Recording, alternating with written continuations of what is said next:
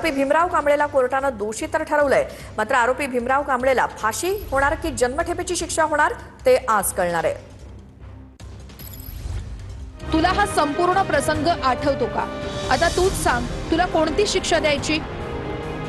भीमराव कांबळेवर ज्या ज्या कलमांखाली खटला चालला ते सर्व गुन्हे सिद्ध झालेत।